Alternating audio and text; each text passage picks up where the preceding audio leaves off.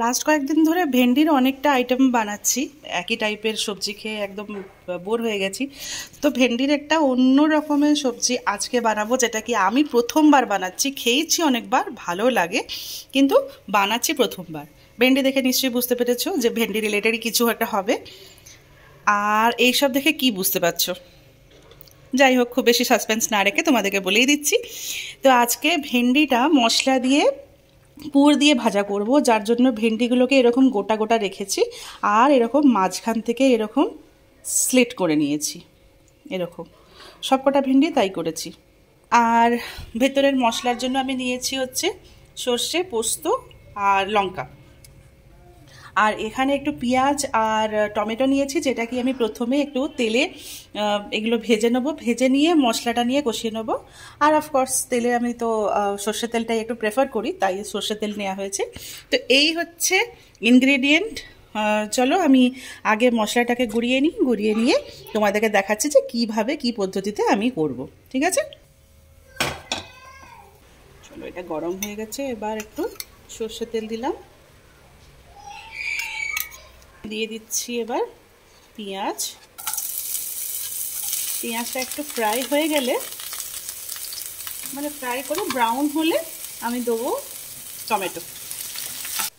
মাথায় একটা বুদ্ধি এসছে, পেঁয়াজ তো ওইদিকে ফ্রাই হচ্ছে, আমি এই পাশটাতে টমেটো দিয়ে দিই।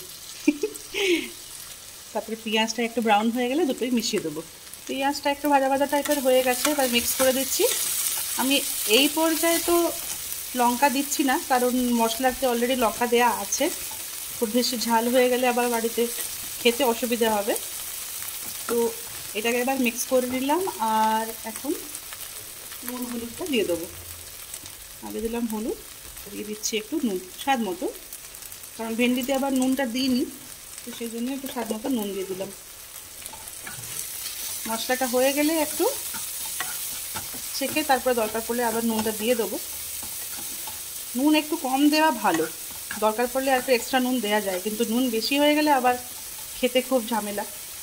এই যে এটা ভাজা ভাজা হয়ে গেছে, এবার দিয়ে দিচ্ছি মশলাটা।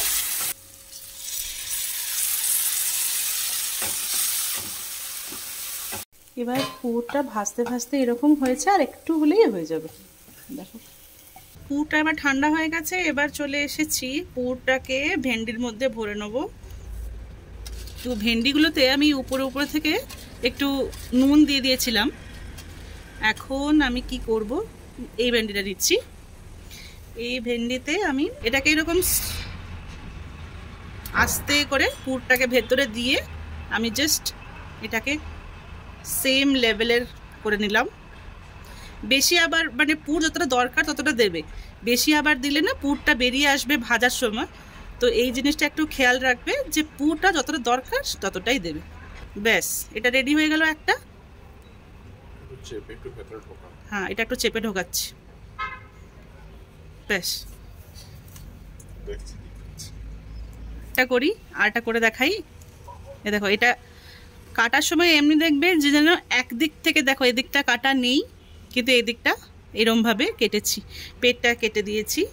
তো আবার সেম প্রসেসে এগুলো একটু ভেতরে ভেতরের দিকে চেপে চেপে দেবে।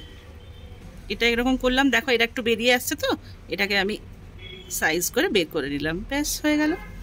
এটা আমার সেকেন্ডটা রেডি। এইরকম করে আমি সবকটাই করে নেব। জানে সেদিকে আমাকে ডিস্টার্ব করছে ব্যাকগ্রাউন্ডে। এটা কি বাবু? ভেন্ডি। কি এটা? ভেন্ডি। হ্যাঁ, ভেন্ডিকে কি বলে? ঢ্যাঁড়স। ইংলিশে কি বলে ভেন্ডিকে? ওকরা। ভেন্ডিতে পুর ভরা হয়ে গেছে। এই হলো পুর ভরা ভেন্ডি। এবার এগুলোকে নিয়ে আমি তাওয়াতে নিয়ে এক একটা করে ভেজে নেব। যে কড়াতে আমি মশলাটা কষিয়েছিলাম সেখানেই ভেন্ডিগুলো এক এক করে ভেজে নিলাম। আর ভাজার পরে কিছুটা এরকম হয়েছে, চলো খুলে দেখি। দেখতে তো বেশ মজাদার মনে হচ্ছে। হ্যাঁ, এগুলো হয়ে গেছে।